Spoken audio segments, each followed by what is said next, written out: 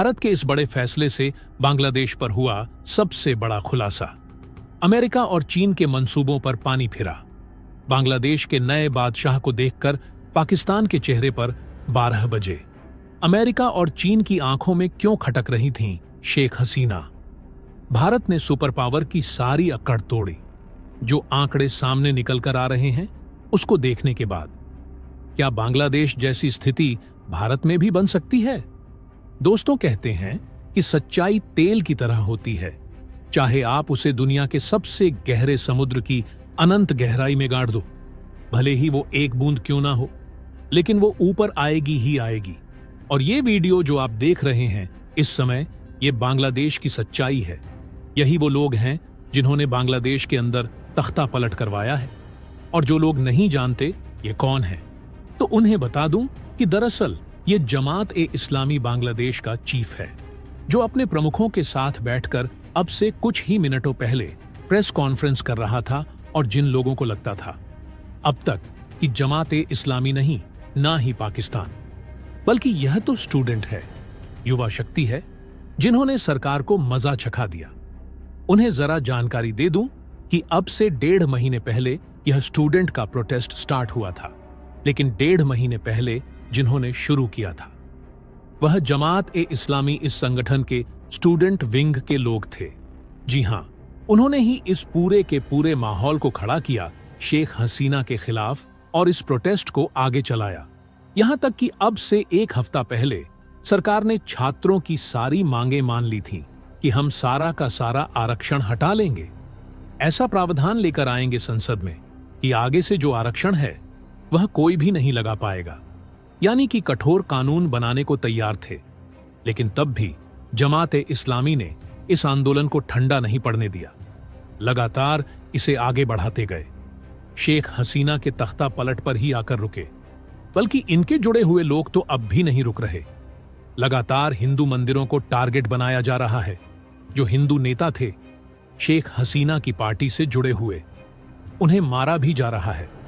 Literally अल्पसंख्यकों के खिलाफ बांग्लादेश में इस समय नरसंहार से कम नहीं हो रहा। इन सब का करता धरता है जमात ए इस्लामी संगठन। जो लोग इसका इतिहास नहीं जानते तो जरा इतिहास जान लीजिए, तब आप समझ जाएंगे कि आखिर यह संगठन है क्या और कौन इसके पीछे है। तो दोस्तों, पूरी खबर क्या है जानेंगे इस वीडियो में। लेकिन उससे पहले भारत द्वारा चीन, अमेरिका और पाकिस्तान जैसे देशों को सबक सिखाने के लिए इस वीडियो पर एक लाइक तो बनता है। फटाफट वीडियो को लाइक कर दीजिए। दरअसल 1971 की जंग के दौरान पाकिस्तान की सेना ने इस संगठन को खूब समर्थन दिया था। एक तरीके से इसकी नींव डाली ताकि जमात ए इस्लामी बांग्लादेश के लोगों के अंदर इस्लाम की भावना को जगाकर पाकिस्तानी सेना के प्रति समर्थन जुटाए और लोगों के अंदर यह बात फैलाए कि अगर आप पाकिस्तान के साथ हो तो फिर आप इस्लाम के साथ हो, लेकिन अगर आप बांग्लादेश को आजाद करने की मांग करते हो तो आप इस्लाम के साथ नहीं हो, आप काफिरों के साथ हो। यह इसका पूरा प्रोपेगेंडा था। और तब से लेकर आज तक यह संगठन पूरी तरीके से पाकिस्तान द्वारा समर्थित है, पाकिस्तान द्वारा फंडेड है। और इसलिए आप समझ जाओगे कि इसके पीछे खेल किसका है। खैर, फिलहाल इस संगठन ने प्रेस कॉन्फ्रेंस करके अब से कुछ ही मिनटों पहले अंतरिम सरकार बनाने की मांग करी है और साथ ही यह भी कहा है कि जो बांग्लादेश की सेना है वो पार्लियामेंट को डिसॉल्व कर दे, यानी खत्म कर दे। फिलहाल के लिए और फ्रेश इलेक्शन करवाए। जरा इमेजिन कीजिए बांग्ला सेना ने क्या किया पिछले कुछ घंटों में। पूरी तरीके से जमात ए इस्लामी की स्क्रिप्ट पर चल रहे हैं। बांग्लादेश के प्रधानमंत्री को सत्ता से उतारकर भगा दिया गया है और जैसा कि जमात ए इस्लामी ने मांग करी थी, इंटरिम सरकार बना दी गई है। और इतना ही नहीं, पार्लियामेंट भी डिसॉल्व कर दिया गया है और अब फ्रेश इलेक्शन हो सकते हैं कुछ महीनों के बाद। यानी कि जो व्यक्ति आप अपने स्क्रीन पर इस समय देख रहे हैं, यह बीचों बीच बैठा है जमात ए इस्लामी का चीफ। इसे आप बांग्लादेश का नया रूलर कह सकते हैं, नया राजा है बांग्लादेश का। और देखने वाली बात यह होगी कि यह भारत को कितना नुकसान पहुंचाएगा या फिर भारत इसका किस्सा पहले निपटाएगा। यह तो खैर समय आने पर ही पता चलेगा। और यही नहीं, शेख हसीना का बांग्लादेश के पीएम बने रहने से। अमेरिका और चीन को भी बड़ी दिक्कत हो रही थी। उनकी आंखों में शेख हसीना खटक रही थी। अब यहां पर सबसे बड़ा सवाल यह उठता है कि आखिर क्यों?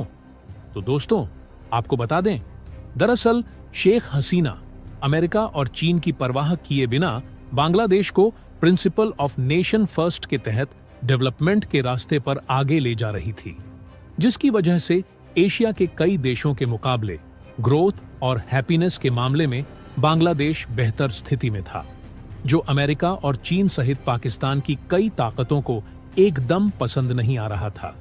सुपर पावर अमेरिका बांग्लादेश में एयरबेस के लिए जमीन मांग चुका था और शेख हसीना ने देने से इनकार कर दिया था। अमेरिका इससे नाराज था और वह चाहता था कि हसीना बांग्लादेश का चुनाव हार जाए, लेकिन ऐसा हुआ नहीं और अब अमेरिका को लग गया कि उनके हाथ से चीजें खिसक गई हैं और उन्होंने इस बात का समर्थन शुरू किया कि हसीना ने अलोकतांत्रिक तरीके से चुनाव कराए, जबकि यही अमेरिका पाकिस्तान में इमरान खान की चुनी हुई सरकार को गिराने और आर्मी की मदद से शाहबाज शरीफ की सरकार बनवाने के लिए आगे आई और वहां शाहबाज की सरकार का गठन कर अपना उल्लू सीधा कर रहा है। उसे ऐसे में पाकिस्तान में लोकतंत्र दिखाई देता है और बांग्लादेश में सब कुछ अलोकतांत्रिक दिखाई देता है। शेख हसीना ने अपने 2 दशक के कार्यकाल में भारत और चीन दोनों के साथ अपने संबंध बेहतर बनाए। भारत के साथ वह फ्री ट्रेड की राह पर भी बढ़ रही थी। तीसरा, जिस तरह देश के कुछ राजनीतिक दल धर्म के नाम पर अल्पसंख्यकों को डरा रहे हैं और बहुसंख्यक जातियों में फूट पैदा कर उन्हें एक आंदोलन के लिए आरक्षण, जाति जनगणना और हिस्सेदारी के नाम पर भड़का रहे हैं, कहीं वह यहां भी बांग्लादेश की तरह तख्ता पलटकर सत्ता में काबिज होने की कोशिश तो नहीं कर रहे हैं। देश में जिस तरह से पिछले 10 सालों में आंदोलन खड़े किए गए, जिस तरह से सीएए के नाम पर सड़कों को घेरा गया, दिल्ली में 50 से ज्यादा लोगों की दंगे में जान गई। किसान आंदोलन के नाम पर जिस तरह से शांतिपूर्ण प्रोटेस्ट को समर्थन देकर उग्र बनाया गया, लाल किले के प्राचीर पर प्रदर्शनकारियों द्वारा जिस तरह से तांडव किया गया, तिरंगे के साथ जिस तरह से लाल किले पर खालिस्तानी झंडा फहराया गया, जिस तरह से देश की संस्थाओं को बदनाम करने और उसके खिलाफ लोगों के मन में एक तरह का भय पैदा करने की कोशिश की जा रही है, कहीं यह बांग्लादेश की स्थिति को यहां दोहराने की कोशिश तो नहीं है?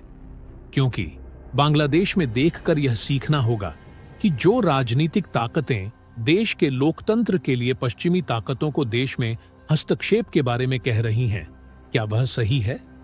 दूसरा, इस तरह के प्रदर्शन की जो तस्वीरें सामने आ रही हैं, क्या ये संस्थाओं का समर्थन करते हैं?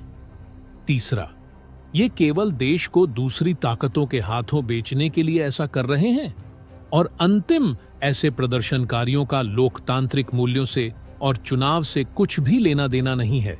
ये किसी भी हालत में केवल सत्ता को अपने हाथ में रखना चाहते हैं। तो दोस्तों, इसके बारे में आपका क्या कहना है? कमेंट बॉक्स में जरूर बताइएगा। तो दोस्तों, जय हिंद, जय भारत।